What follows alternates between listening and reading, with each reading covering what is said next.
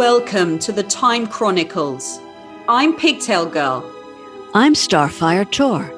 Join us as we journey beyond the outer limits of your perception.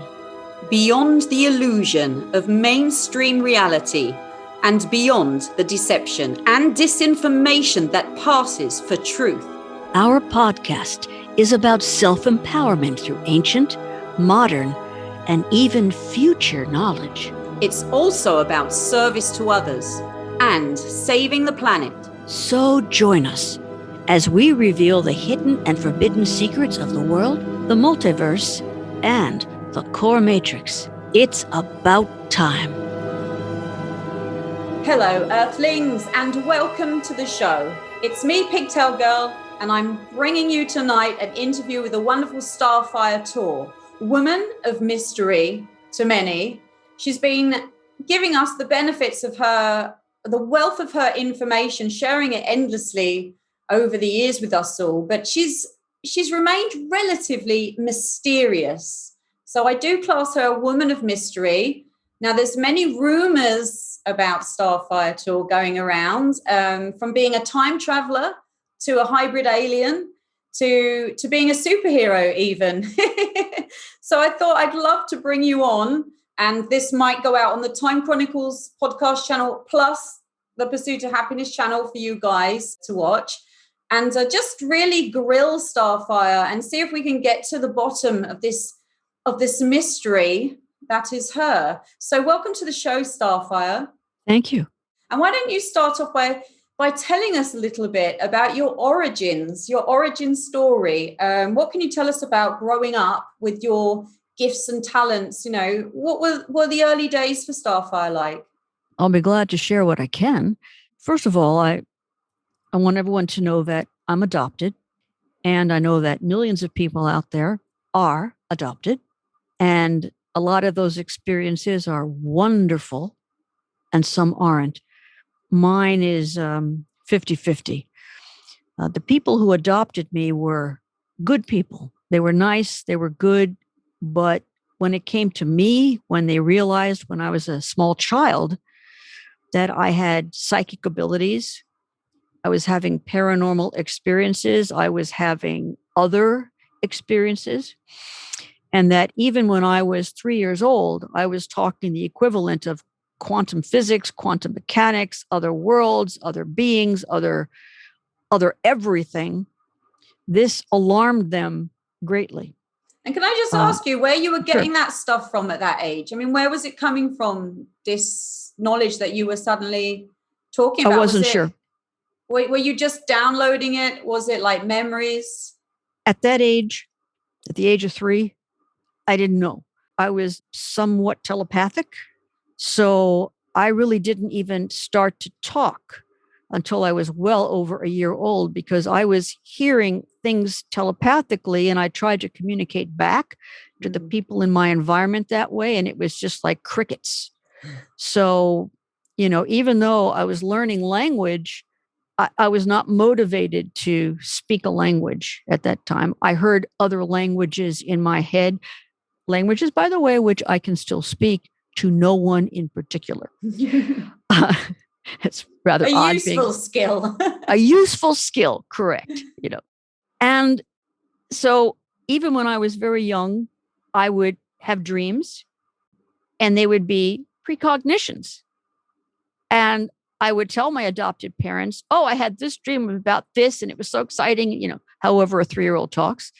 And then very shortly afterward, they would come true.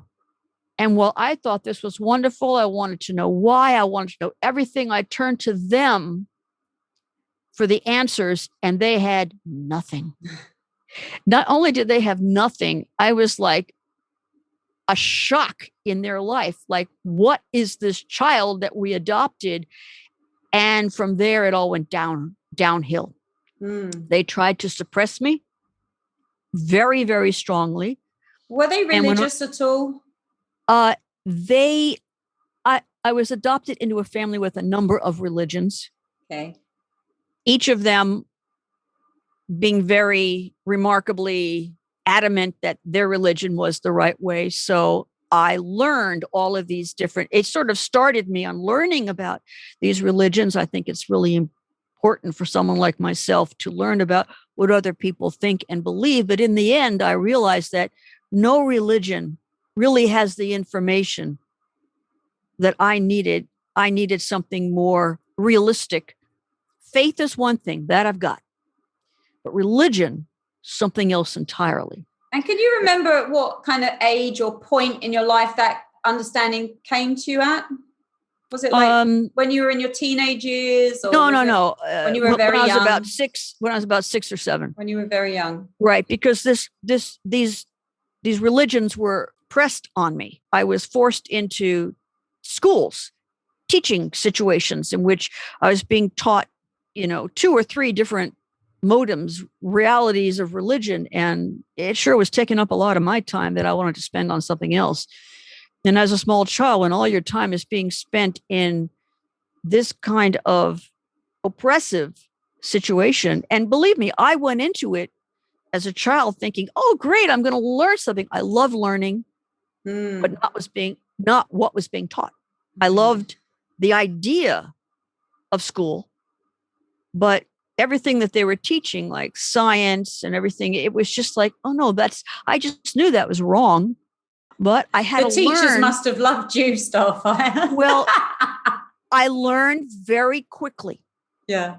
Very quickly that I had to live 2 different lives. I had to live the mundane life where I went to the school. I learned what they wanted me to learn. I took the tests they wanted me to test, graduated at the top of my class, even though I knew that what I was learning and regurgitating was not quite right. And then I had to learn reality separate from this mundane world that I was adopted into. Mm-hmm. So I was really 2 different people, It's really like a Harry Potter story. Maybe. No, I don't know. When they kept Harry Potter under the stairs. Yeah. Well, because he was magical and weird and different. Like, lock him away. As I got older, this family that I was adopted into got very aggressively vicious. Oh, dear. Very aggressively vicious. And it was very sad. And it made my life a living hell until I was finally able to move. And I moved as early as I possibly could, as far away as I could. And I did. So, but when I was around 3, and my adoptive parents really thought there was something wrong with me because I was talking about things that just, first of all, a 3-year-old just doesn't talk about. No, 3-year-olds just talk about saying no, caca, poo poo. Like literally, this is what 3-year-olds talk about. Well, you would know because you're a mom. Dolly. Right. No.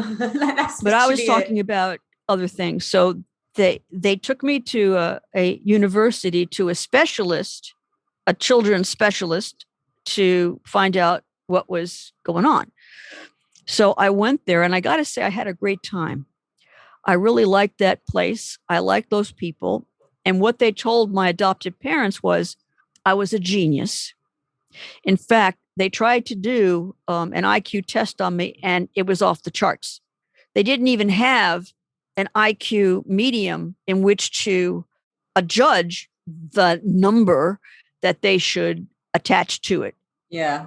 They kind of stopped at somewhere at the 200 level. Wow. And 160 was genius. But this is not something I was relating to.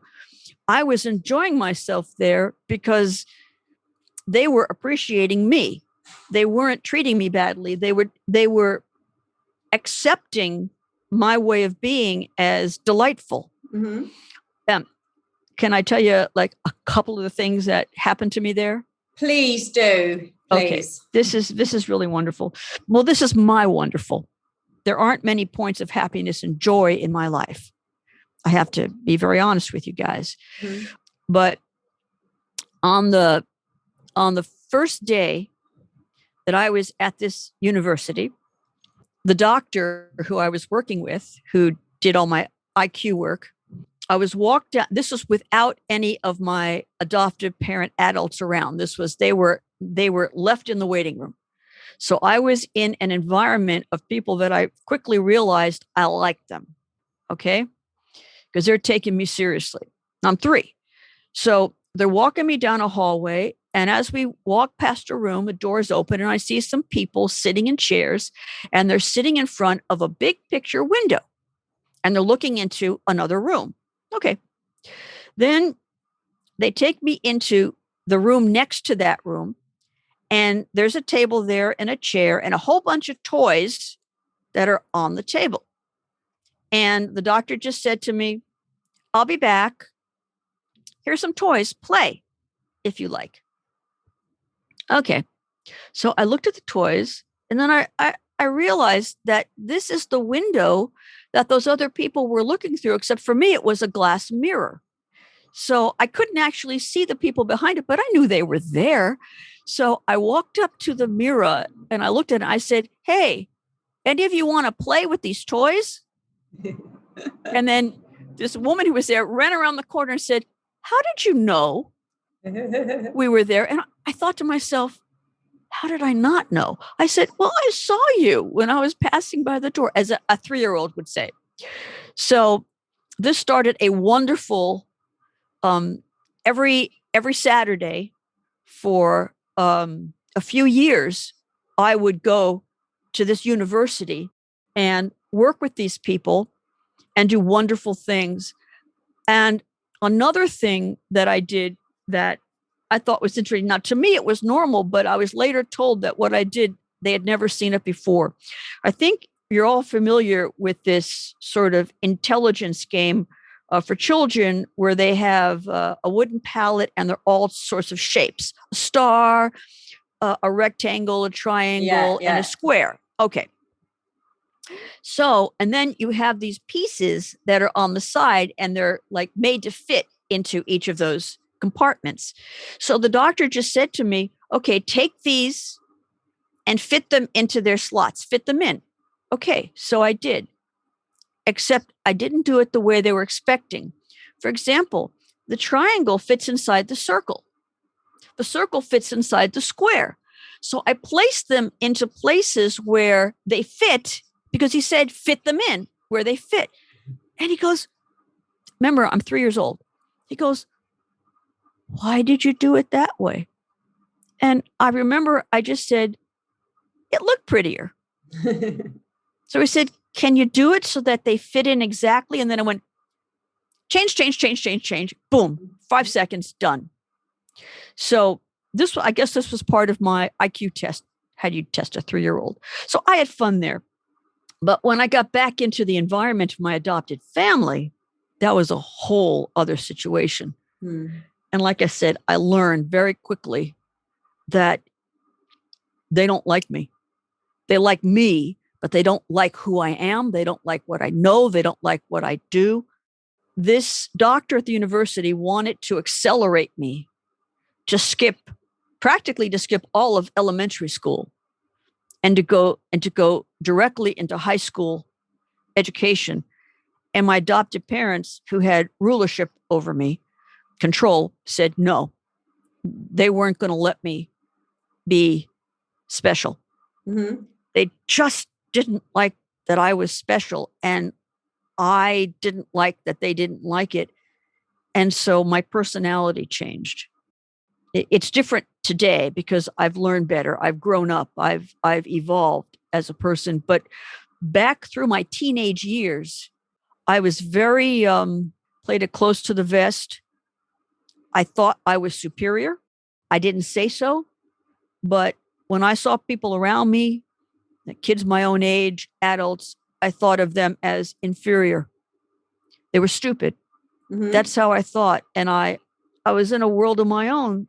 And I went there on Saturdays to this place at the university until I was about, I'd say 7.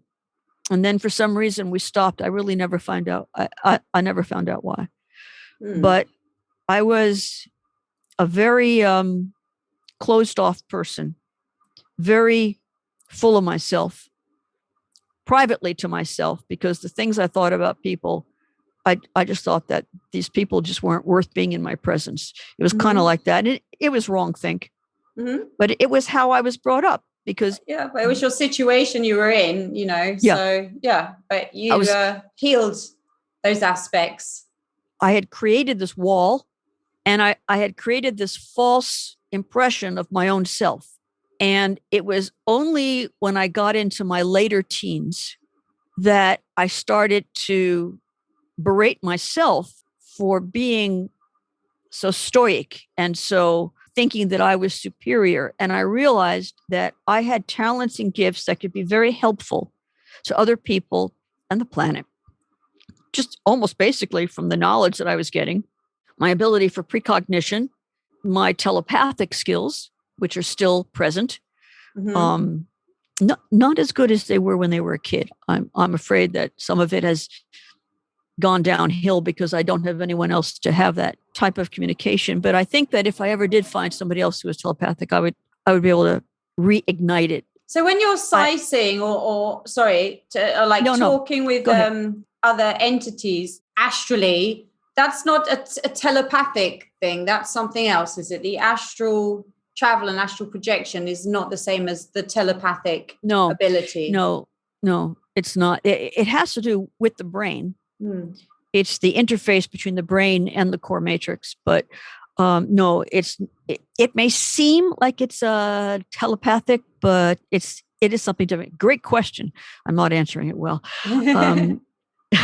But I just wanted to go back to complete a thought.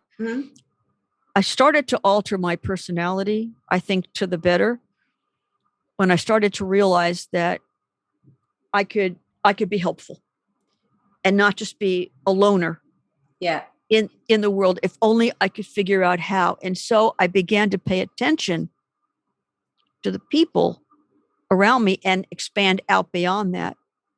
And I realized that everybody has value. Everybody has worth. And just because they don't know what I know doesn't make them less of a person. It doesn't make them less intelligent. It doesn't make them less of anything. They're just like me. And I want to learn from them, and I want them to learn from me. And that's how it's been for all of my adult life. I had to teach myself how to communicate with anybody and everybody. And I care deeply about people, animals, and the planet because I adjusted my attitude in my later teen years. And I'm able to do what I'm doing. But it wasn't until I got out of that place that I was adopted into that I really began to blossom.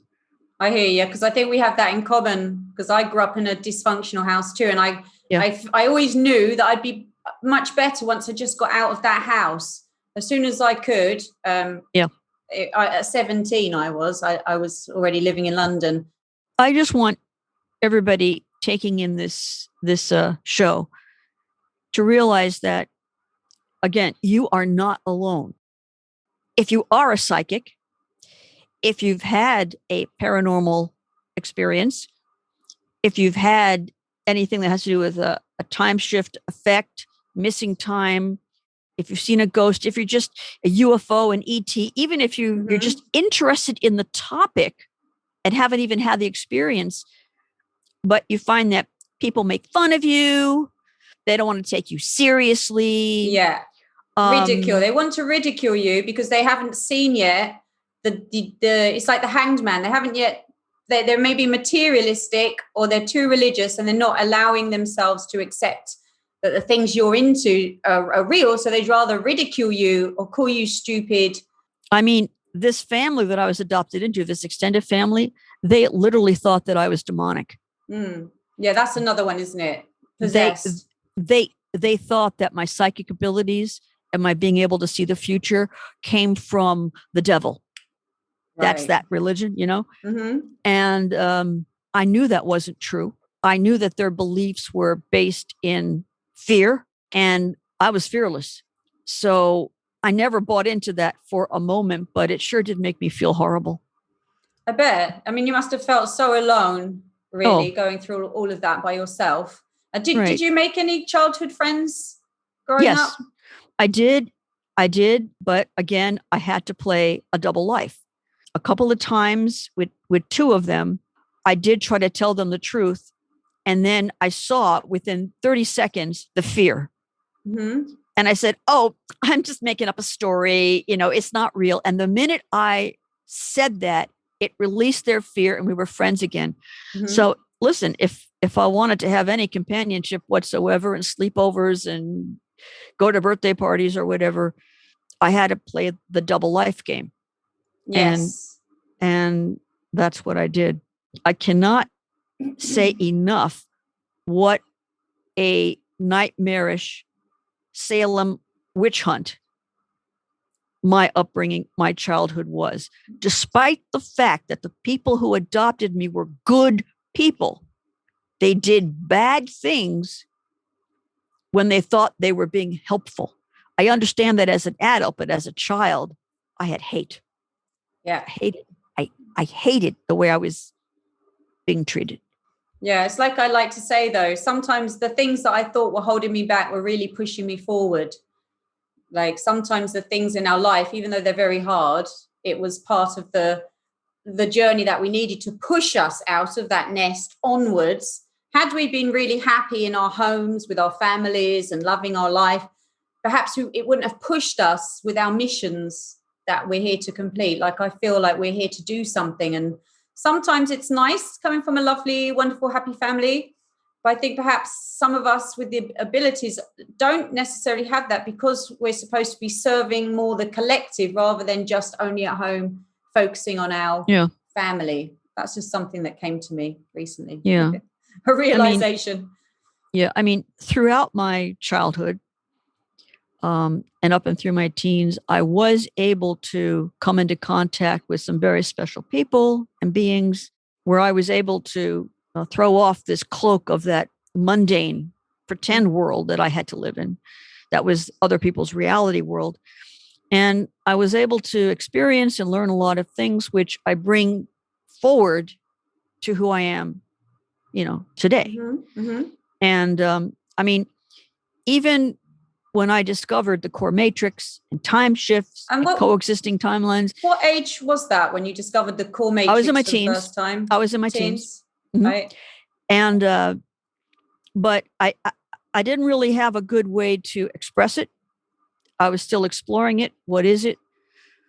What I was really doing at the time was, because I wasn't getting any proper feedback from anybody about what I was actually experiencing and who I actually was, I was looking for the science to explain the paranormal, psychic phenomenon, other worlds. You wanted answers. I did. I wanted answers for myself. And then, I mean, at that time, I didn't really realize there were others who were having potentially similar experiences. I didn't realize that there were such a thing as a psychic. I didn't know the word.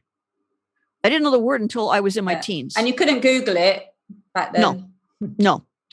There was no such thing back then. Yeah. So you started meeting other beings, you were saying. Is that right? Well, you were having, had at this point, have you been communicating with ETs at all at this point? Well, would you say? I know that or people angels, ask me that. Interdimensional. Angels, yes. Angels, I made that very clear. I do have a relationship. I've had it since I was small. It's on again, off again. I work with some now. I've not kept that a secret. And particularly when you and I have done work on astral tagging and reality shift manifestation, I'm very upfront with astral tagging. We're working with angels.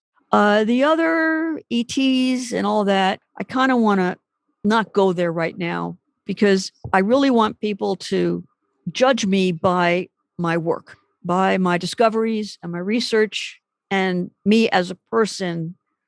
And I don't want to start a circus. But just tell us, Starfire, have you met one? Come on. Have you at least seen a UFO? You can tell us that much? Oh, yeah, plenty of that. Sure. But you're seeing a lot in the astral, aren't you, as well? I mean, being a bit more serious, you are seeing stuff in the astral and in your dreams about these topics. Yeah. I always love to go to when I want to know if there's something factual, when I'm being shared some information about ancient history or alien origins or Right. this or that. I love the way you're able to point me in the right direction about what's I suppose factual, a primary source of information, and what might be a little bit more creative, shall we say. I'd like to ask you actually about that, because I think a lot of people would like to know what kind of sources do you class as good sources of information? If people want to know about ancient origins, aliens, something that would be factual, that you would consider with the information that you've been able to access with all your abilities, something that would be a good place to start. Well, it really depends on the topic. Like, I like the topic of the Anunnaki. You know, we hear all these stories from Zecharia Sitchin. Were his books reasonable? Well, I have a large library. I'm a scholar, and I just absorb information from books. And now, way before there was any videos online, or there wasn't online, as a teenager, I found a way to get to books, the library, whatever. And when I was able to leave there, I bought them and I started a library, and I'm looking at it right now. So what I discovered was that there are very few people who know what's really going on in this world, but every once in a while you find somebody who's at least got a handle on it. Mm-hmm. So a smidge of the truth. Smidge, or a nice chunk of it. A good chunk of it. A nice chunk of it, right. Yeah, where are those chunks, Starfire? Well, Zecharia Sitchin, we have to thank him for his interpretation of the Sumerian clay tablets. Because with that, he brought into the forefront the story of the Anunnaki. Yes. And, but that's where person has to know how much of that is absolutely straightforward, reliable truth, and how much of it is become folkloric.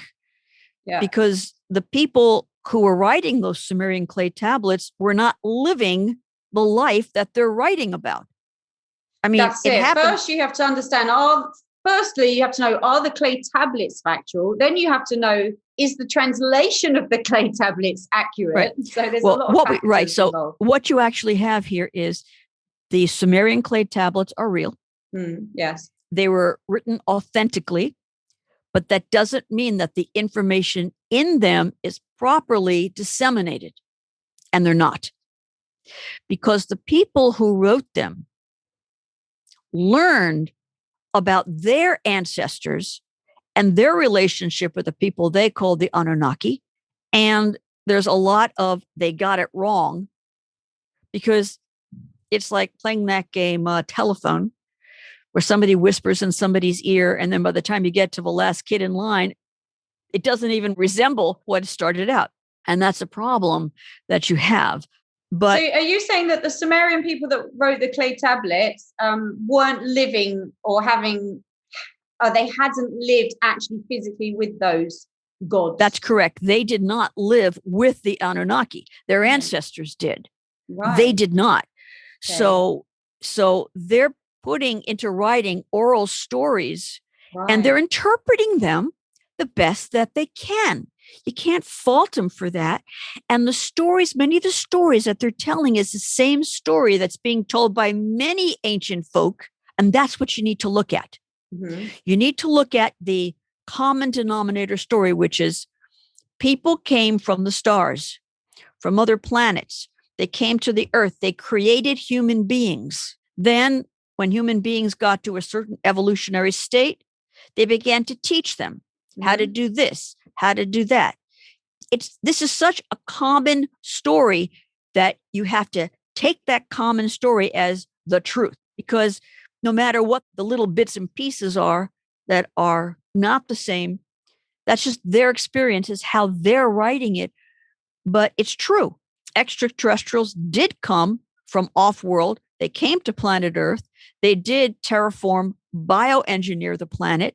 They did create human beings. Mm-hmm. And they were teachers in the long ago. And do you think it was different groups, or was it just one group? Because the way no, there was a cadre, a consortium, a team of scientists and explorers from other planets. And the reason why they came here was something called panspermia. Mm-hmm. Now, panspermia happens when microorganisms, genetic material, is attached to things like comets, asteroids, anything moving through space, a spacecraft, and they crash into or get deposited on various planets, moons, other bodies moving around. And they're of a certain nature that if the conditions are right in that environment, let's call it planet Earth, life can grow from it. I call it the spark of life, SOL. So by right of cosmic law, if some race's genetics land up on another planet via panspermia, they have a legal right to deal with that. It's theirs. They own it. It's theirs. They own it. Right. So when you have a group of genetic elements from various races, each of them, all of them have the same rights, but they can't just do what they want to do. They have to form a consortium and decide, first of all, do they want their genetics to thrive in this environment, in this case, planet Earth, or do they want them to perish? At that point, was planet Earth actually planet Earth, or was it Marduk, or whatever it's called, Tiamat, a larger planet that got destroyed into Earth? That's a planet that was between Mars and Jupiter. It's now an asteroid belt. So Earth wasn't once a part of Tiamat? Nope. No, just Earth. Earth. Earth was Earth, and Tiamat was Tiamat, and Tiamat was destroyed, and Earth was just Earth. And then when the accident happened, it might have affected the tilt of our axis. Oh, lots of things affect the tilt of our axis. But there have been a lot of catastrophes that have happened on Earth that have nothing to do with the ETs. Mm-hmm. But when the ET came here, life already was here. Yeah. And not humans, nothing greatly sophisticated, but is this pre-dinosaur or post-dinosaur? Post-dinosaur. Right. I'll make that. That's an excellent question. Okay. But their panspermia caused the rise of the dinosaurs, caused the rise of all of the organisms that were here at the time. Dinosaurs were like millions and millions and millions of years ago. Yeah. So the dinosaurs was not, it was not what they wanted to see. Obviously not in their likeness. Mm-hmm. And dinosaurs, for as smart as quite a few of them were, and they were, because the brain of one particular species, in fact, it is the Anunnaki, gave of their genetics, created the human primal brain, which they call the reptilian brain, but refer to it as the primal, please. Mm-hmm. And this is the part of the human that regulates breathing, and also it's the survival instinct. It's that part of the human which, survival of the fittest, all of that kind of stuff. It keeps you alive. It's the part that keeps you alive. It does, correct. And other parts of the human are from other parts of other ET races. Because I've heard about the Nomo, the fish beings. There's stories of the Nomo. Have you heard about the Nomo? Well, I don't use that word. No, but I mean, word for them. I like to refer to them as merfolk. Merfolk. That's my word for them. Definitely the sea. Most of the Earth now is made up of water, but there were times when that was not the truth. I mean, whales have been on the planet for 50 million years or something. And they predate the ETs coming. And whales were land creatures, went into the water. Yeah, there's a whole story. But when the ETs came, there was some life here. There was also a primitive form of monkey. And so when they started to biomanipulate the planet and terraform it, it was necessary that the large dinosaurs go. That's all I'm going to say about that. Well, I think we can paint in the rest of that story. Some will, some won't. Mm-hmm. But these ETs did not intentionally kill off anybody. Okay. But they allowed something terrible to happen. Right. And from the ashes, like the phoenix, the earth rose with a whole nother era. And the new earth that rose contained the more controlled elements of the genetic engineering that these ET consortium was doing. Natural evolution is real. It is how the universe works. And it can go well and it can go not so well. So as different species, different animals, and then monkeys, and then finally apes, the great apes, were being evolved, this also was not in the direction that this consortium wanted it to go, because these were like, what can I say, end of the road species. They were not going to get any better, any smarter. There wasn't going to be any species that was going to be able to take care of the planet. This was a very hostile planet.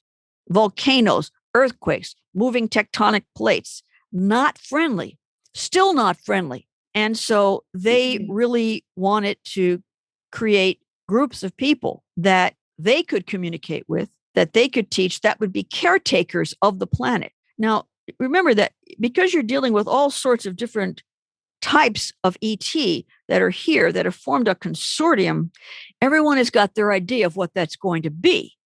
So they have to agree on this. And then there's going to be a little experiment over here, a little experiment over there, and there are different climates. And so you're going to get different types of looks. But let me make this very clear. The ET always intended for this planet to be one human species. So it doesn't matter what you look like. It doesn't matter what you know, what your IQ is. You're one humanity planet. And the job of the humans is to be caretakers for the planet and all animals and the environment and everything else, and to do it honestly. Sadly, the world turned out to be something a bit different. I was going to say, so where did it all go wrong then? Because we hear that these benefactors or these creators, though, they've been warring, though, amongst themselves. Yeah, from what I understand, as I've been able to piece things together, because I wasn't here at that time, so I can't speak firsthand of it. I can just tell you what I now know. And that is that these ET put up a force field around the planet. And this force field was to keep out something called the dark matter aberration, or the DMA, which is the source of all evil in the cosmos. It's a part of dark matter, and it's like a cosmic vampire. Yeah, and I'd like to also point out that native people have also named this as the Wetiko virus. So, like, it's not just you saying this. This is also indigenous cultures have record of this DMA energetic with another name. Just wanted to add. Yeah, a lot of ancient people, a lot of ancient cultures, they know this information. Yeah, they knew it. They had their own way of depicting it. Their story. They just filter it in a different way than I'm explaining it now. Yeah, I'm explaining it without, like a scientist. Well, not just scientists, but without any barriers of society. There's nothing standing between me and the actual information. This is just straight on information. This is the way it was. Yes. So there's nothing in between me and it, and I'm giving it to you. Okay. So what I surmise went wrong is that this barrier that they had up, called the music of the spheres, just wasn't as effective at keeping the DMA energy influencing out. I don't know why yet. I was going to ask you, actually, do you have any idea what made it fail? No, I don't. I would say it was probably some decision that they made as a consortium. We're going to upgrade the system now. Oops, we broke it. Something went wrong. And once that happened, they became susceptible to the influences. Could it have been an external influence affecting it as an attack? I don't know yet. You know what? I don't know everything. And you're asking all the right questions. I want to know this answer. I think it's very important. No, I think it's very important. But I think if you keep asking the question, though, you'll find the answer. That's my motto. Well, that's how I was actually taught by so-and-so and so-and-so. If you can ask the question, you deserve that answer. So Yeah. that's how I was raised. The big mystery to me is, and now obviously to you, is what happened to this protective music of the spheres force field that was built on harmonic frequencies. They used a technology and their own physical and soul selves to put this into place. Something went wrong. So I don't know exactly what that is, but I do know what the end result was. And the DMA was able to get through this barrier, and it affected them because this consortium was, instead of being a cohesive unification, they were now in divisions, compartmentalized. They were not agreeing. It sounds very similar to where we find ourselves today. Correct.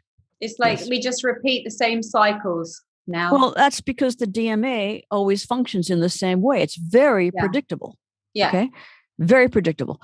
So what this ended up in was, with their superior technology, they ended up destroying a lot of themselves, planet Earth, the planet that used to be between Mars and Jupiter, and other things in the solar system. It's only because the core matrix did a prime directive, did a timeline reboot and resurrected us, that anything in the solar system is even here again. But the resurrection of us, did not put that force field back into place, because the technology and most of the people who had done that were now gone. They did not survive this event, as most humans did not. And those that came back, and those, there's some descendants of those ETs. There are now some ET human hybrids. That's it. It's a great mystery. And now you and I are actively working, putting together a global group of people as warriors of light to regenerate and reactivate this harmonic frequency force field, just to keep this DMA influence as much as possible out of our world. Yep. And if we can do that, it doesn't matter who you are, what you believe, what rings your chimes. None of that matters. It'll just keep the planet from being influenced by these dark forces. Then let the chips fall where they may. But right now, it's become very dire. Now, I know you know that very well. Yes. Very outspoken. It's become very dire because when the ET had this devastating conflict, divisive conflict, they set up something called a time loop. And a time loop is when you have the same elements, same something, same activity repeating in coexisting timelines, dominant timelines that are being created by the core matrix from that point. So this tremendous, terrible energy that was used so destructively, it can be used to give life, and it can be used to take life. So mostly they use their energy to give life, to be benevolent, not human. Humans should not think that ETs think like humans or feel like humans. They don't. But they weren't going around doing bad things. But now their energy was being used to try to wipe out what each of the other ones had created. Infighting broke out. Last ET standing sort of thing. Yeah. And this started a time loop. This was so devastating that every time that the core matrix enacts a timeline edit, creating a new dominant timeline, that energy from that long ago, you can't destroy energy. You can transform it, you can displace it, but you can't destroy it. So every time that our timeline is edited, that same energy is still here. And the core matrix that's worked out a very clever way of dealing with it is it it separates the energy into smaller bites. Like instead of having that kind of a huge destructive super tech coming at us with their killer weapons, you would have earthquakes, tornadoes, tsunamis, hurricanes, typhoons, and then later on, nuclear blasts. So you wouldn't have the ganging up in one place of this terrible energy. It would be separated out so that it could be absorbed by the planet. Right now, the DMA is so infested, like a cosmic vampire, into our planet that it is about to trigger a time looping, planet ending nuclear holocaust event. The core matrix doesn't care who's ruling what, not into your personal business. It cares about this time loop nuclear event not occurring.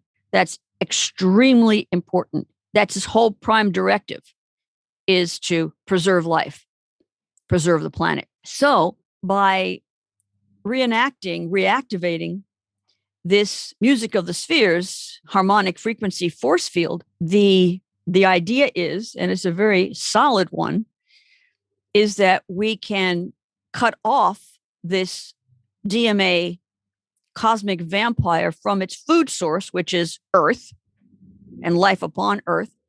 And let's see if a lot of these time looping, planet ending problems don't just stop. Don't just, humans making choices to just not do things that create that condition. That's what this is about. So we're doing that. And this is where it comes from. And you and I are very passionate about that. Yeah, because when I was young, I used to look at people and I was aware that I was a bit different. And I just used to study people. I was fascinated with what made people tick. But I was very aware that there seemed to be some kind of cognitive dissonance, some kind of disorder with people's ways of thinking, because often the behavior that they're doing, it doesn't really make sense. If you're a group like a tribe that wants to survive, it doesn't really make sense to be attacking each other and being unkind, bullying, all of these things that we see, these negative behaviors, because it doesn't really add to the benefit of the group. Like most animals, we usually do things, exhibit behaviors that benefit the group, right? Through evolution, it's usually those behaviors that survive because it makes the group stronger or you progress. So like when you look at humanity and what they're doing often, you're like, this doesn't really make sense. It's what I call the me behavior. Once you realize that there is a source and that it's influencing the human race, the dark matter aberration, the DMA, once you understand that, then everything else falls into place. Yeah. Because the way that the DMA works, and like I told you, it hasn't changed in forever. And it's not a being, it's not a sentient being, it's part of the dark matter, which is we need. Dark matter is good. Good dark matter, it's the glue that keeps us all together. The dark matter aberration, it's an aberration. It's hurt. It's not whole. And it's trying to get whole by taking energy from other sources and feeding it to itself, thinking that it's going to heal. But it never happens. So it just keeps, it's like addicted to this energy. So we need part of it. We need part of it still in the earth. We can't like totally block out the dark matter aberration because it is part of dark matter. There's a balancing act there. The dark matter aberration works by infiltrating the human brain. This is the human weak zone. The human brain was created as all ET brains are. ETs are the same as us in that the brain is the interface to the core matrix. The core matrix acting like an Akashic record. Everything that's in every single timeline, coexisting timeline, everything in the universe is stored and streamed from the core matrix. But the dark matter aberration found a way to, I'm going to call it, infiltrate this interface. And it found out that it can create influences into susceptible brains. And that susceptible means just about everybody on the planet. No matter what you think or what you believe, you've been influenced by the DMA. And it has nothing to do with intelligence or IQ. Believe me, it doesn't. No, it doesn't at all. It has nothing to do with that. But right now, in this place in time, we are in the wrong dominant coexisting timeline. Mm-hmm. We know that. It's been this way for thousands of years, so I'm not going to pretend like it just started up. But what we're experiencing now. So are you saying, sorry, we've been in the wrong dominant timeline for a long time? Yeah. Or is for thousands of years. Oh, I thought it was a recent thing, but you're saying now that it's something that's we've always been in it since I was born. I've been in it. I've always said that. What you're saying? But the energy, the DMA energy influence that we're experiencing now actually comes from the 1800s moving through World War II. Yeah, and you can feel those vibes. Like you feel those vibes rising up. Yeah, well, the same energy that motivated the Germans during World War II. And like the that time, months. Well, that time in history, it's the same energy that we're experiencing now. Yeah. And it just, it's always been there. But it expresses itself in new ways. It finds a way to be the same energy, but delivered in a different package, perhaps. Well, actually, it's the exact same package. It's the technology that's changed. Right. It's the exact same methodology. That's why it's, to people like myself, and I know you're also very smart about this, you can see the routine. Mm-hmm. It's like the same old. It's a playbook. It is. It's just a playbook. It's a playbook. Oh my gosh, it certainly is a playbook. It's so obvious once you know the playbook. It's just screaming at you. It screams at you. So, the core matrix, it doesn't tell people what to do. It's not into controlling how people think. It just wants to help give you the tools to make better choices, but it really can only do part of that force field, that harmonic frequency music of the spheres really needs to be back in place to give us a fighting chance. So right now, we are on the absolute brink of a time looping disaster, planet ending. This period where we're in the wrong dominant coexisting timeline has exponentially grown to unsustainable. What is going on in the world right now, no matter what you think or who you are, it cannot be sustained. So that has to change. And humans have to make that change. They have to choose to make that change. And the core matrix is working very, very hard. In fact, we're going to do a show on that.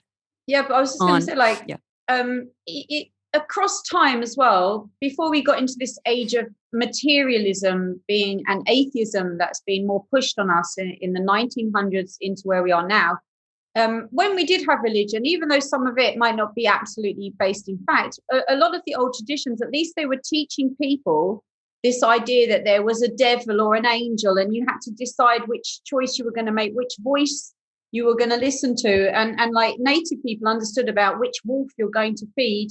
And when you look at like Zen monks or Buddhist monks, how they were all about detaching from those desires and those voices that might try to draw you into your desires or to do things, to sort of find that separation from that influence. And really, like when you start taking away this sacred knowledge of this choice that you actually have to make between this influence, however you look at it or describe it or what name you give to it, this evil influence that influences you. Because a lot of children nowadays, they might be growing up just watching the TV, going to school, no real spiritual teaching in their house or any religious text that they might have even been open to hearing about. So they might just be growing up without even a thought in their mind to even do that. And I have to say, I've seen that a little bit when I've lived abroad in other countries where their regimes are a little bit less religious, shall we say. You could see that people, that thought of that choice between the wolves within, it was kind of disappearing, that understanding that choice had to be made. That's my point. It's like at least the religious stories and the myths were giving people that part of the education that was needed to understand that there's a choice you have to make to decide between feeding the bad or feeding the good within yourself. Well, you know what? I have a little different take on it than you do. Mm-hmm. Please I'm share. actually very, very critical of this choice you're talking about. Mm-hmm. Now, I do believe that in every religion, there is a spark of truth. But mostly in religions, they put these rigid black or white, one thing, it's another, and they're wrong For example, I'll give you a good one. There are some religions who believe that there are these things called fallen angels. And this is all demons, the devil, all bad things. That's wrong. The truth is that these angels that they're talking about are really ETs. Mm-hmm. And these were part of the ETs who were truth tellers, who were fighting against the DMA, but they lost. And so to the victor goes the narrative. Exactly. Okay. Yes. And so their reputation got smashed to this very day. Who these people were, these courageous people were, ETs, have been smashed, destroyed, and taken up into religion so that people are controlled. Mm-hmm. So, like I said, if you take the story of Christ, this moves millions and millions and millions and millions of people. There is something called a Christ-like, but unfortunately, it starts way before that guy ever walked the earth. Mm-hmm. It's a much, much older story that you can find back in Mesopotamia. It's just retold and refolded into a new narrative. And then assigned to this one poor fellow who I'm sure was very inspirational to those around him.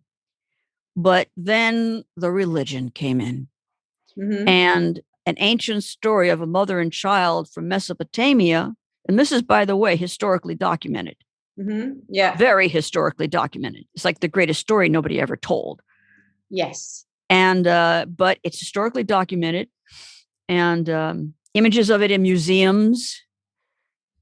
So it's really important, if ever there was an honest planet, to find out the real history, to choose those things in their beliefs that are real, and be able to discard Mm-hmm.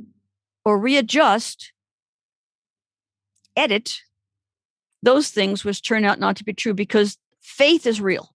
Mm-hmm. And the human spirit is real. The human soul is real. The human physical is real. And that's what I go for. So I'm not a big fan of religions or people or families, because I was in that situation Mm-hmm. where I was called a demon because I was psychic. So I was one of the bad people by this family unit. It was a big one too. We do need a new kind of story for us to follow. But so, I mean, I'm just talking about bringing back the sacred knowledge, but yeah, in a package that's not religious. Because like you say, I know for a lot of people, especially if they've got their religion handed down to them from a beloved relative or a mother that they were very fond of, and their mother might have been a wonderful person and lived their life really in a wonderful way. So of course they see this story handed to them. Why are they going to just discard that? It reminds them of the beautiful mother, right? So we cling to it. We'll cling to that story because it's everything we've ever had. That's right. Because humans are born into an environment, they're born into a world, and they automatically, most of them, accept what they're taught. I mean, I'll give you another example, going away from religion. When you look at the world, how many millions of different types of animals and microbes that there are? You have humans, and you have gorillas, and you have chimpanzees, you have crocodiles, and you have dolphins, and none of these things should be together. None of these things should be existing on a singular planet at this time together, but they are. I don't ever have I ever come across any scientist who's ever said, why?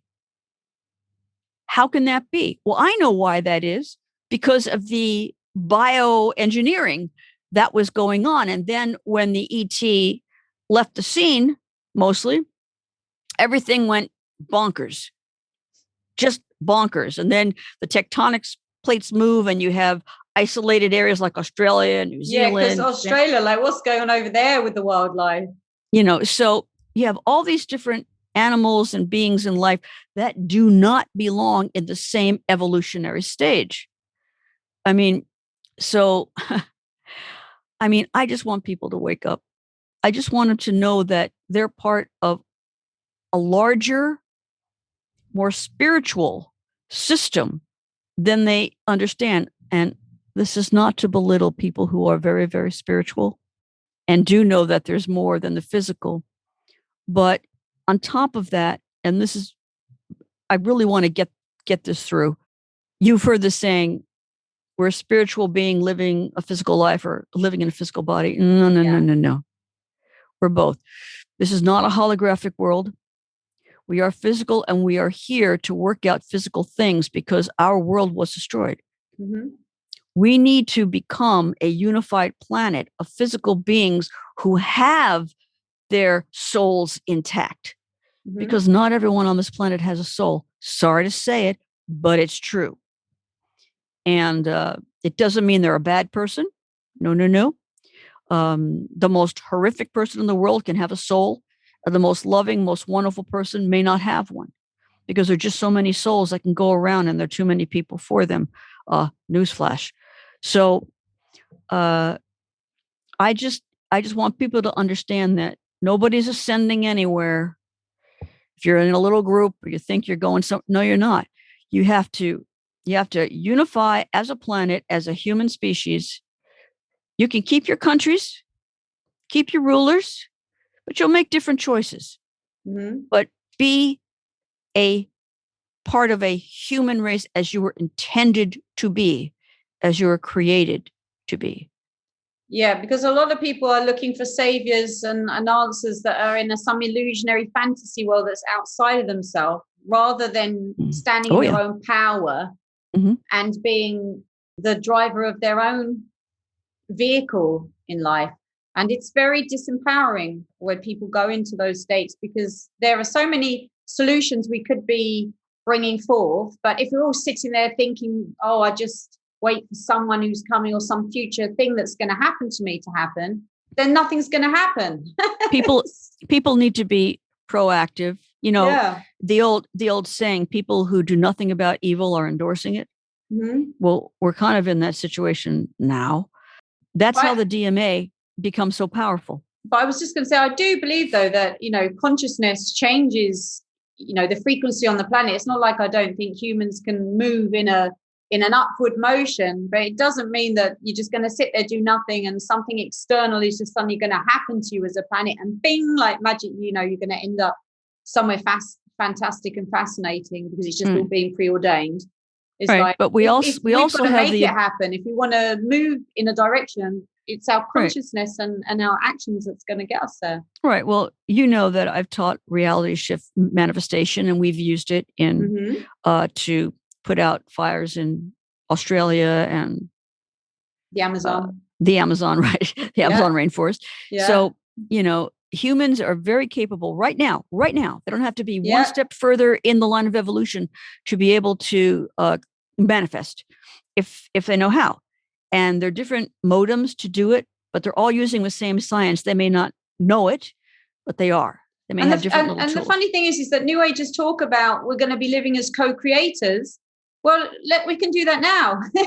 we can be co-creators right here. We don't need to ascend to become co-creators. Except for one thing, I have to say, I have people I come across all the time thinking that you can choose your own timeline, that you can create and do whatever you want. I'm sorry, but you can't. You cannot jump timelines. That's only the core matrix can do timeline edits. Mm-hmm. What you can do is you can use reality shift manifestation to alter your localized environment if it meets certain standards. And that is, you can't want to manifest for something that you shouldn't be having in the first place. Mm-hmm. You may want $1 gazillion. You may want a big yacht. You may want a big house. You may want to solve the cancer problem. But if that's not who you are, you can't manifest it. Mm-hmm. Sorry. But if you're someone who has that within them, oh, yes, you can. And when you get more than one of you, 2 of you, 1,000 of you, 1,000,000 of you, oh, the wonderful things that can be done. Mm-hmm. None of it should ever be selfish. No. It should always be for the benefit of the benefit of all. So the benefit of the win-win situation. Mm-hmm. Yeah. Yeah. And can I actually just pick your brain on another topic? Sure. I don't want to keep you here all day and all night, but there's a few juicy ones I'd love to just get a little. Okay. Here we go. I'm going to drop them on you, right? Things that people believe that I personally think is BS, but I'd love to just hear what your point. So we've got the lovely Planet X mythology. No. No, Leave it in mythology. It's a big no. The Anunnaki didn't come on a planet that would zip in and out of our solar system. No, doesn't they even came make on sense. Ships. And people even think it's already here. But if a planet was here in our solar system, we'd know about it. No, they had they had whole cities that moved through time and space, and they also had little ships. I call them runabouts for the planet. They didn't come on a planet. Mm-hmm. Yeah, that's so not how they do it. Right, that's good. So everyone, you can cross that one off. Okay, cross that one off the list. So another favorite one of mine, right? Okay, I'm getting to the real. We could get some proper trolling on this bit now. Flat Earth theory. The Earth is really flat. Show me the curvature. No, the Earth is not flat. It's an orb. But where do you think this came from, this flat Earth theory? Just suddenly resurging, and it's all again to that Abrahamic programming. It's very much linked to the biblical ideas from maybe the Jesuits or whoever. I think that people have talked themselves into a situation that is not based in reality. Mm-hmm. They've created their reasons, as people do who do create their own realities. And I don't consider it my job to tell them what to believe, because it's not going to change that the Earth is an orb. It's really an orb. It's not a flat surface. Yes. And all you need to do is to go up to a certain height, and you can look out yourself and see the curvature of the planet, and of course satellites going around the planet. I mean, there's just too much physical evidence to go into the flat Earth, but I don't try to convince them otherwise, because I'm not the science police. It's a free world. Yeah. You can believe what you like. Basically. Yeah, right. I give them the opportunity to alter, but whether they do or not, I don't know. Well, it gets to a point where the way I see it is people get to a point where they realize they've been lied to. And when they realize they've been lied to and they've been lied about so many things, they go through this stage. I know I've been there too, where you just don't believe anything and you start to question everything, to the point now where you're even questioning images of the Earth. Are they even real? Because, so much was a lie that it shatters the brain almost. Right. You have to you start trying to rebuild your reality from the bottom up.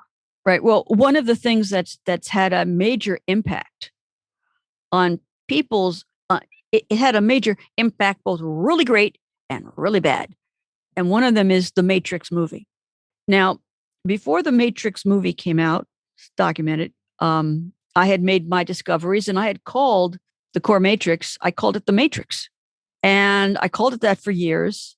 And then the movie The Matrix comes out, and a lot of people saw a similarity in what I was teaching that I had discovered. And there's really very little connection between what I had discovered and a science fiction movie. But the concept of that we're living in a world that's more like Star Trek, The Next Generation's holodeck, is kind of where the Matrix stemmed from.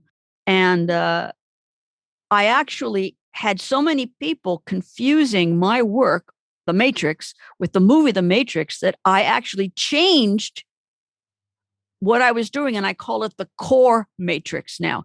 And once I renamed my discovery, that confusion between science fiction, the movie The Matrix, and my actual science, the core matrix, separated, and all was well. Mm-hmm. But people have decided, some very well-known people who've written a lot of books on it, have decided that this world works like the movie The Matrix. It doesn't. Mm-hmm. It's much more than that. But there seems to be, sorry, There seems to be some sort of programming going on, though, within the human race that's trying to make us see everything like it's run by a technology. Like, well, we're in way, an AI or a simulation. Well, and yeah, I don't mind that. I don't blame that. I use those analogies myself. Human beings grasp things when they become real in their world. And when computers and personal computers and technology came into being, it was much easier for me to explain what I had discovered because I could associate the core matrix with the hard drive on a computer and various timelines as streaming programs. Of course, it's much, much more than that. But when I began to be able to describe it that way, humans grasped it, and I lucked out. Yeah. And so, because once you can visualize it, you can perceive it. And really the genius is the person who can perceive that which others are yet to perceive. Right. So when I see certain other people hung up on a Matrix movie being the science about who we are, I forgive them. I understand them because I realize that that's as far as their brain can go. And that's and by the way, that's pretty good. But it's wrong. It's so much more. But many people would view the core matrix as a piece of technology. It is not. But in the world of human experience, they don't understand how the universe is really constructed. And this is the most amazing part. And this is what has allowed me to accelerate as a scientist to help people understand what I discovered. And this realization that reality is not what you're really being told it is. That's true. Yeah. People start to feel that that's true. Yeah. So they're looking for answers. And that even that reality is constantly shifting and changing. That's true. But that comes from core matrix timeline edits. Yeah. Those glitches in the matrix they show where the cat walks across and then goes back and walks again. Yeah. That's the core matrix. That's a glitch. Yeah. That's a timeline edit glitch. And I sure do have loads of them. And that's part of the documentation. Yeah. I've had a few. Right. So, I think it's great that people's brains are going to this place where they understand that this is not what actual reality is. There's a whole other world. But beyond that, they're stuck in Matrix movie mode, is what I call it. And I really need to get them out of Matrix movie role. It was a good starter platform for them, but I'm so far ahead of that. Yeah, but my discoveries predate that movie by a lot of years. And, the articles I've written, the interviews I've done, they're part of history. Oh, definitely. So, definitely. yeah. So I just want people, I want to reach more people. I want them to know how it really works because I want more human brains involved in what's really going on, because there's nothing that I would love more than to have more people that I can actually have this talk with and maybe help me solve some of these mysteries and problems instead of me being the sole person who's been providing these answers. I mean, I know there are a lot of really smart people out there. I would love to have a think tank to do this. That would be great. I mean, through my life as a scientist, early on, I was offered a lot of big and beautiful deals to go work at this university, to go work at this think tank or that organization. I could have made a lot of money. But the problem that I had was they wanted to own me and own my work. They wanted to decide whether any of it was going to be given to the public or not. And I made a decision that nobody was going to own my work. I'd be tragically wealthy right now, but nobody in the world would ever know what I discovered. They would keep it to themselves. I made that choice. So I'm more in pauper land than I am in wealthy land. But yeah, but that often happens when you make the right choice. Unfortunately, you're not always immediately rewarded for those choices. Like, I could have had Hollywood fame by now, been in the movies, I know. top career, all of it. I was offered all of it, and there was a voice inside my head that said, "No, that's the fake timeline for you. This is the real timeline for you. You've got to make a decision now which way you're going to go." And I chose the difficult but more real, normal path. And I'm very, very glad I took that path. I know about that choice that you made. And so I know that what you're talking about is very, very real. There are people who say, oh, yes, I could have been this, I could have been that. But for you, it was absolutely happening. There. Yeah. Right. Yeah, anybody who knows you knows that. For me, I'm still very open to working with a group, a think tank, but who would honor, my conditions of whatever. And then, I don't mind being wealthy. Mm-hmm. I just won't do it at the expense of the planet. Exactly. That's all. Small thing. And one thing I've noticed about you just over the years is that, a lot of people hold back info to sell books and workshops and all this stuff, but you have just endlessly given out your info for free because you just wanted the information to get out there. I did. Now, I have had for many years a book in the works. I do intend one day to complete this book. It just seems like I keep learning something new. I mean, I do learn new things. Mm-hmm. I don't know everything. And I learn new things and I get more evidence and I want it in the book. And so it's still there. I'm either working on the book or I'm working with the planet. Mm-hmm. I can't do both at the same time. You can't do both. It's all consuming. Yeah, it's all consuming, isn't it? It is all for me. I'm absolutely obsessed with it. Mm-hmm. So there is a book. One day it will be out. I'd love to have a publisher. It's called The Time Shift Effect. But you're right. I've never sold anything. What I teach, I've been teaching all over the place for free. Perhaps I'm just really bad at it. I don't know. I'm just, like bad at marketing myself. I understand marketing, but I'm just I just want people to have the information. That's it.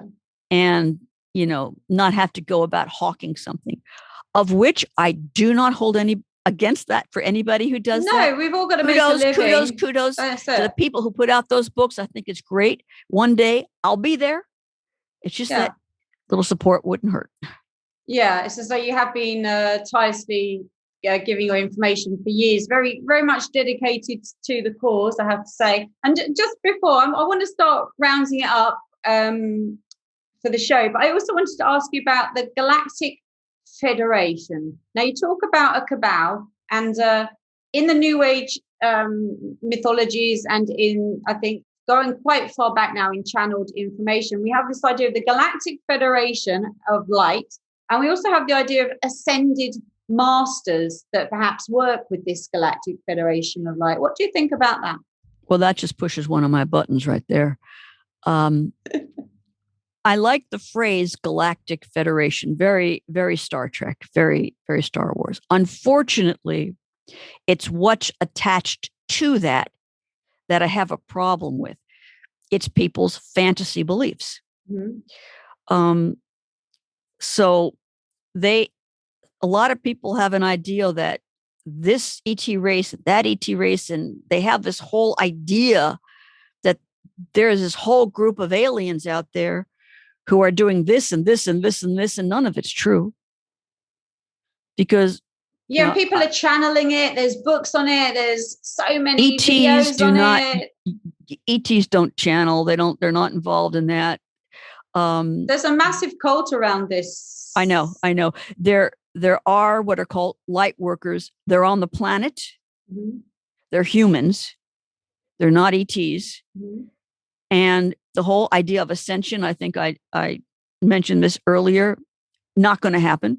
You can't just pick a little elitist group and think that you're going to ascend with just that group.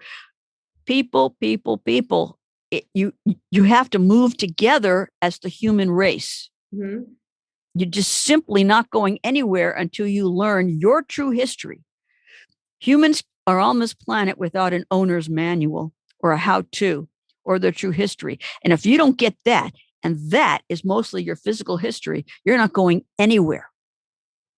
And you're going to fall for a lot, because humans naturally like to fill in the gaps of what they don't know with things that make them feel good. A lot of really, really good people believe a lot of wrong stuff. Yeah. I don't blame them. I understand it. Once a good and talented person believes something that is just absolutely not true, they're now off the grid of helping the planet. Mm-hmm. They think they're helping, they're doing the opposite. Yeah. They've been sliced off and removed from the grid of actual helpers. Yeah, I understand that. Yeah, because it's just otherwise you're just putting all your energy into something. If it's not a truth, and say you're spending your life as a missionary trying to get people to become a Mormon, just for argument's sake, if that's not really going to do anything to help the planet, and it's based on non-factual but they truly believe it. So they truly believe it. Yeah, right, but they haven't really changed the world for the better by doing it. But they're being completely authentic. Yeah. And who they are. They completely believe in what they believe. So you can't say that they're not being real, because they are. But what they've invested their belief in, to no fault of their own, that's not it. There's something else. No offense to the Mormons, but no offense to anyone. No offense to any religion or to any belief, but there's just so much wrong info out there. Yes. Because humans simply lost their connection to the ETs that have the key. Now, I will say this though, built into human genetics, every human on this planet is connected to these ETs. And depending on which part of the genetics you got, depends on which you might be more drawn toward. Mm-hmm. Okay. So people, for example, people who are very drawn to, say, a certain type of ET, feel that they have a relationship with them when they may not, may actually be having a relationship genetically in the best way that they can. And then how they're feeling is very genuine. Their thinking is very genuine, but the actuality of it is actually a sort of a misguided memory from the genetics that they inherited from the ET bioengineers. It happens all the time. Yeah, because we have so much ancestral information stored in our DNA. So we do. We can access it. Some people access it and some people don't notice that. That's a big saving grace for humans. That genetic key of truth is a big saving grace for humans, because there comes a time when people just go, I know that's true. Now, unfortunately, there are a lot of people who say that about things that are false, that they know it. I just know it. I feel it. It feels right. Sometimes that's exactly the truth. But other times people get an amazing high off of what they believe is real, because they're feeling camaraderie.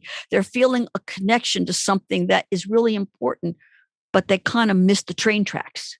They kind of got off-roaded.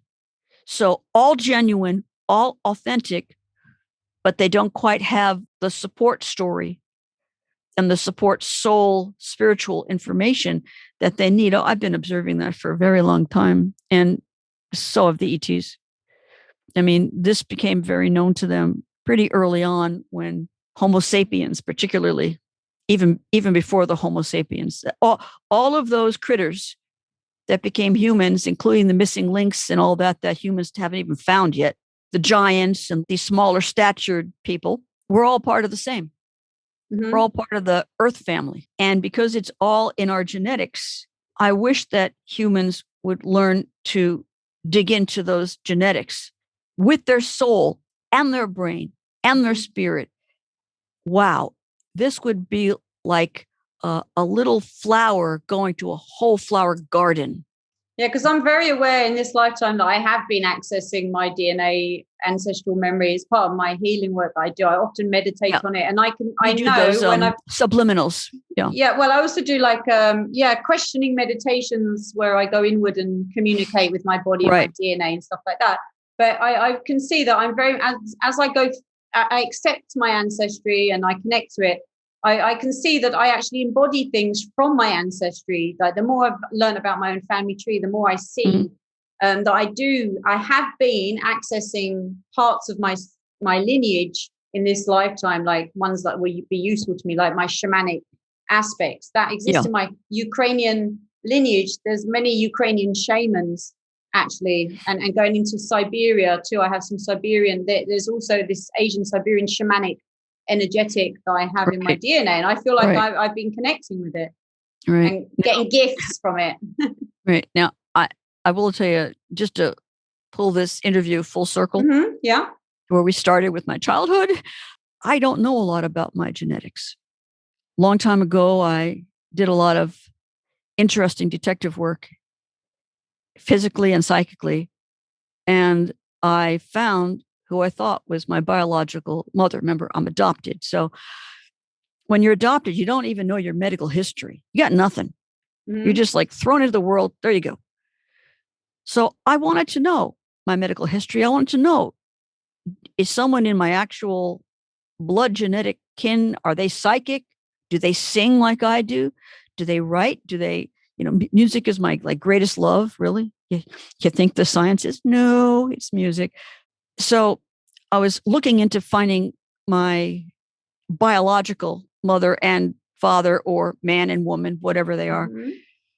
And using my psychicness and finally a detective, I found the woman who on paper was my biological mother. I tracked her down.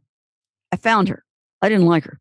But not all adopted people who find their biological mother and father don't have a happy ending with that. But I wasn't looking for a new family. I was done with the family thing. I was looking for my past. Just like you said, you were looking for your history. I didn't really have one. I was told some very interesting things about my heritage from some very interesting critters, but I had no way to know if I was being told the truth. So later on, a couple of years later, I had a DNA test done to find out a little bit more about myself. And what I discovered was I have no genetic connection to that woman. So I went back in all my paperwork and I did my thing. I'm like my own think tank unto myself. And what I discovered is that at this particular hospital with this particular doctor and what was going on, the way that I was adopted, I was swapped out. That I was never birthed from this woman, but it was put in paper that I was, because I was like laundered. So I began to rethink, maybe what I was originally told by these other people that I knew when I was younger is true about my heritage. Maybe I am something other than. That remains a big question mark for me. So you're a mystery to yourself. I am a mystery unto myself. There's nothing I would love more than to find people who wanted to help me make this big discovery. It's a big one. I still have contact with those people from my childhood. I know a lot of history of the planet because of them. And because I'm able to verify things in my own head, I'm in touch with those genetics. But my genetic output from that test was like bonkers. And there was just some part of it which was unknown. And now I got very worried that I was going to be traced or tracked through that. But apparently not. Apparently I'm just not interesting. So, no, you're just on the database, Starfire. Like, that. Hush on the database. Right. True. So I would love to find out the truth of what my genetics actually are. I would like to find out what my actual history is. I would like to find out if the things I was told when I was a child is true or false. I just know I function a little differently. I know that I have an IQ that is pretty tremendous, and I'm trying to use it in ways that are helpful to the planet because I don't know what else to do with it. I really don't. Well, we're very grateful for you, Starfire. Anyway, we're very grateful. I'm grateful for you because because you came along, and I have very few people in my life who are self-motivating. I've said this to you before privately. A very small handful of people that I call my personal friends, because these are people that personally care about me and they actually do things to help me. And I remember that when I met you, you were actually making little podcasts of roundups, in your own words, of things that I would post, the reports that I would post on social media. Well, back in the day. And then when I discovered you sort of, tapped on my shoulder through the net, and I watched it, and then I began to post your stuff on my sites, and I thought, wow, this lady, she gets it.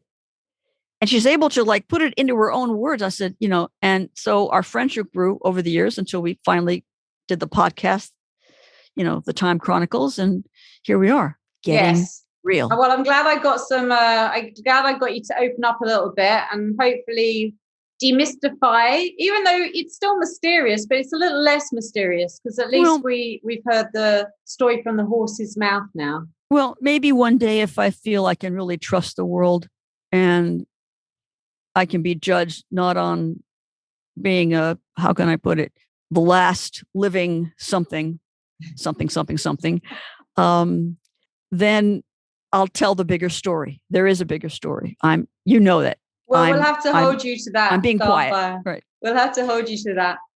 Well, I would love to be able to share it, but I've been trained from my young days that humans are very, very cruel. Mm-hmm. And I want to be judged on my work. I want to be judged on my efforts to help the planet and to help people and animals and cetaceans, and not to be, like I said, looked at as if I'm some sort of a freak show. A freak. Yeah, because it is, it's how you feel, don't you? You feel like you're just some kind of specimen to be looked at. And then it disconnects you a little bit. It's even like when you're sort of a bit of a celebrity or a superstar. Like when I was in my superstar days as a DJ, it disconnects you a bit. People treat you differently because they're talking like up to you or in a way that it's like you're not part of their normal people. They talk at you or it's just a different experience. It's a bit like being look for equals. A zoo animal, I look for equals. I look for people that I can have an intellectual and spiritual relationship with. I want to be able to go to the movies with people. I mean, but these things are out of bounds for me. They're just out of bounds. It's like when we first met, I always used to say to you, Starfire, I remember in the emails, I used to say, I wish you were my next door neighbor. We need to be neighbors. We need to be having a cup of tea over the fence in the garden. I'll invite the lovely neighbor Starfire over for a good chat. Wouldn't that be something? It would be great. In fact, most of the best friends that I have in the world are thousands of miles away, hundreds or thousands of miles away. And I have a few good friends in my orbit here, but they can't do the very thing that I want the most. And that is an intellectual and spiritual equality, so that greater mysteries can be solved, including my own. Amen to that. All right. Well, that's a good place to wrap it up, Starfire. So I just want to also mention that I'm going to put a link in the description box to a little GoFundMe link for Starfire that she's launched so she can get money to get on film and get her lovely face on the camera with us. So I'm going to put that in the description box below. Thank you. Also, like, subscribe and share, please, you guys. And thank you so much, Starfire, for opening up with us. So, Pigtail Gurl, this idea of interviewing me, this was your idea. And I'm very appreciative that you thought enough of me to do this. I've never talked so much about myself ever, and I appreciate the opportunity. I feel safe talking to you, and I hope that those people who are taking in this podcast will appreciate, even in some small measure, how smart you are. Well, thank you, Starfire. Thank you so much. And I feel like I get smarter just from hanging out with super smart people like yourself. I like to actually surround myself with smart, stimulating people too, to be honest with you. You have succeeded. Well, thank you so much for sharing yourself with us tonight tonight or this morning, wherever you are watching. It's nighttime for me, but it's daytime for you. Thank you so much for sharing yourself with us on the show, and I'll speak to you soon. Howdy, Time Chroniclers. If you enjoy this podcast, we need your help. Please consider donating today to the Time Chronicles podcast. Just visit the GoFundMe link found in the description box.